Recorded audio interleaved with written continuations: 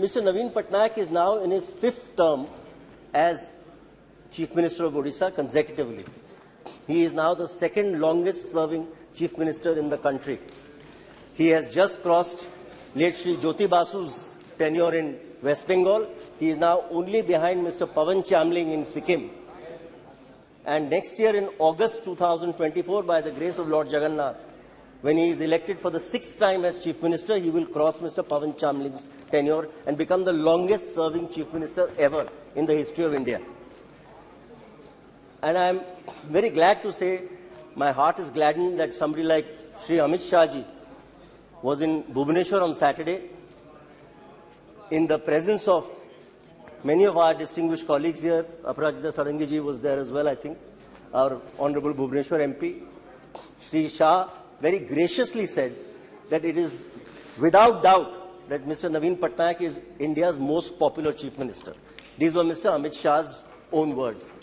And he also praised Mr. Patnaik for the cooperative federalism and the constructive cooperation with the centre that he has demonstrated in his last 24 years as Chief Minister. He doesn't believe in needlessly picking quarrels with the central government. It doesn't pay. We are a regional party. In the kind of fiscal architecture our constitution has provided, it is impossible to continuously bicker and fight with the central government and survive as a model fiscal state as Odisha is today. Particularly if you are needlessly, constantly heckling the central government, because that doesn't obtain to the interests of the people of the state. This is Mr. Patnaik's firm view. He believes that, yes, party politics has its place. There is no question. And that's why I said the other day when I was speaking on the Delhi bill, the BJP is our principal opposition party in the state and we fight them tooth and nail when elections are concerned. But once elections are over, then that should be the end of party politics. Then governance kicks in. And for governance to kick in, you have to rise above partisan party politics and work in partnership with constructive cooperation in a federal structure. That's what Mr. Patnaik has always believed in, and that's what Amit Shah ji, in fact, said, that this is the reason that I appreciate Mr. Patnaik's role as Chief Minister. I cannot support a no-confidence motion against a central government today, even though we are against the BJP as a political party. But the central government, which may not have given us our entire wish list. No central government ever can give every state government's entire wish list. I recognize that fact. There are fiscal constraints where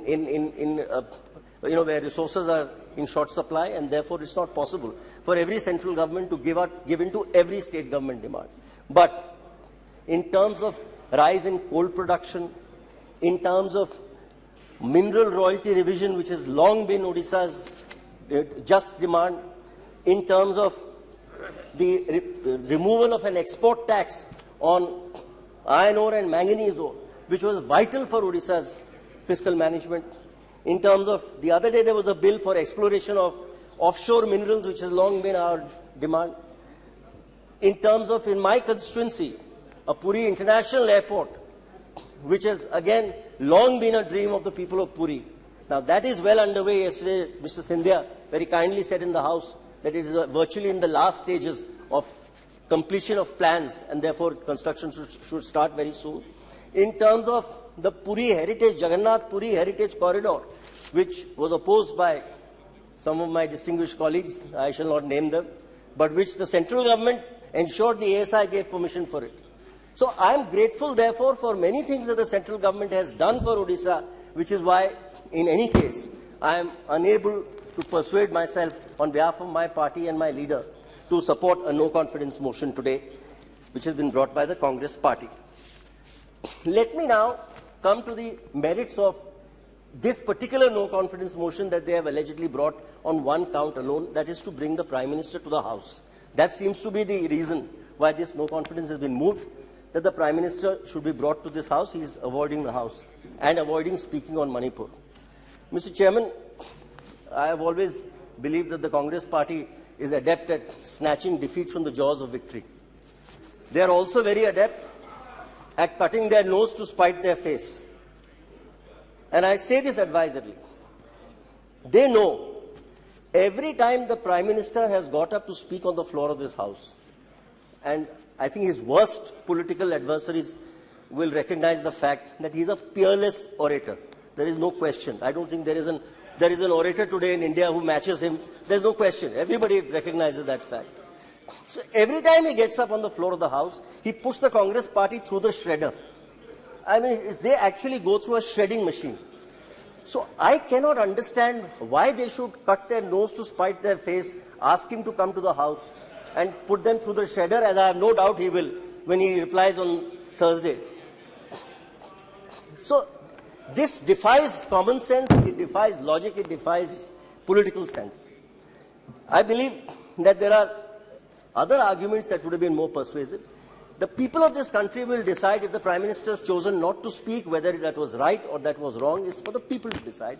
And you have to take that case to the people. You don't bring a no confidence which is doomed to fail in any case. At the threshold, you know your no confidence is doomed to fail. You don't bring it needlessly and waste the time of the House. You don't disrupt the House needlessly when you know that the ruling party likes nothing better than the House being disrupted so that bills can be passed in the din. So ministers are happy not to answer any questions in question hour. This is, for every ruling party, this is a dream scenario. They let the opposition disrupt parliament so that we can go home and sleep happily. So therefore, this kind of disruptive politics has not paid dividend in the past, and I have no doubt that this kind of disruptive politics will not pay dividend in the future.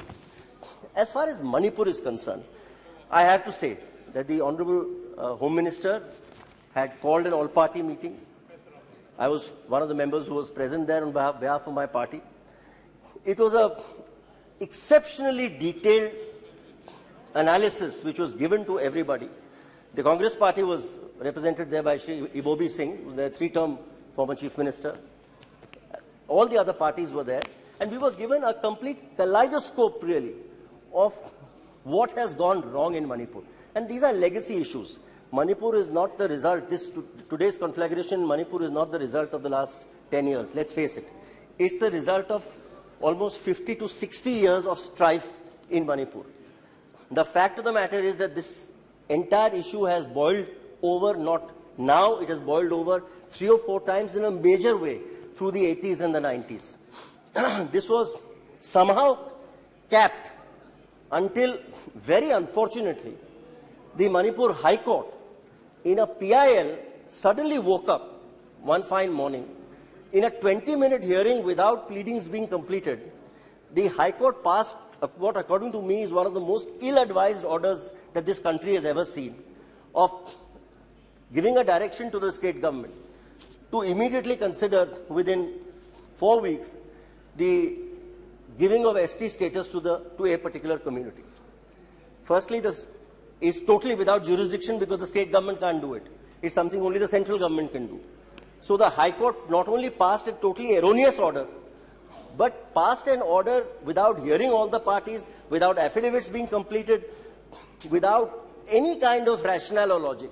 It simply passed an order which the Supreme Court severely deprecated. The Chief Justice's Court on 19th of May severely deprecated the High Court order. But I believe the central government missed a trick there. I believe the central government, in asking for the matter to be remanded back to the High Court to be heard there, was a huge error. And I pointed this out at the meeting, that the central government should have been happy to let the matter rest in the Supreme Court's lap. Because we have seen that the people of this country have great faith in the Supreme Court. Look at the classic case of Babri Masjid, Ram Janmabhoomi dispute. For decades, this dispute could not be resolved until the Supreme Court sat down, gave a judgment, and both parties accepted it graciously. So I believe that if this issue had been left to the Supreme Court, tempers would have cooled. Instead, the matter went back to the High Court, and the High Court, again in a totally ill-advised order, instead of cancelling the last order, simply revised the order and said, all right, instead of 4 weeks, you take 1 year to decide this matter. Which means the sword of Damocles, therefore, kept hanging, and this is what has constantly created the kind of friction that we have seen. Mr. Chairman, I have to say that what has happened in Manipur today is as Mr. Patnaik says, heart-rending. And he has asked me to, in fact, mention in the all-party meeting and to speak today and say that all parties must speak in one voice. What this parliament cannot afford is a no-confidence motion against the central government, because every political party must give their constructive suggestion at the moment to say what is possible, what can be done, because you are really trying to fit a square peg in a round hole there. That's the problem today. So therefore, you have to give constructive suggestions rather than blaming the central government for what is clearly a legacy issue running back several decades. There is no question that blame has to be apportioned to the state government. Every right-thinking person has said so. Every right-thinking person has said that the Chief Minister ought to have conducted his politics and his policies on the basis of Raj Dharma, which perhaps has been lacking there. There is no doubt about it.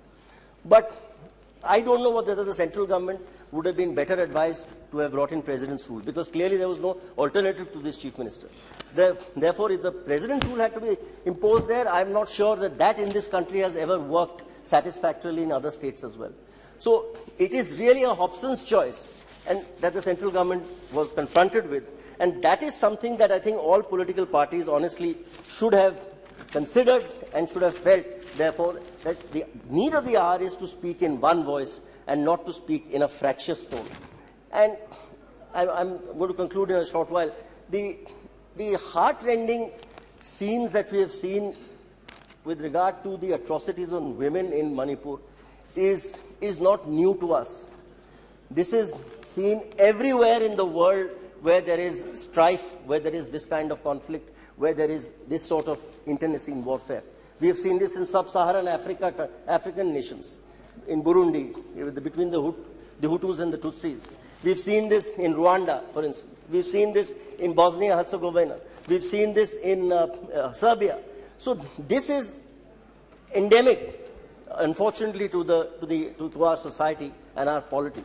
And therefore, I come to this one seminal issue, that the way forward for women's empowerment is again what Mr. Naveen Patnaik has been repeatedly requesting the central government to bring in the Women's Reservation Bill. And I think that is one area where the central government will be seriously remiss if in the 17th Lok Sabha they don't do it, because there is a full majority. In fact, there is near unanimity. Today, all shades of political opinion in this House and the upper house are of the same opinion, that there should be women's reservation in the state assemblies as well as in central parliament.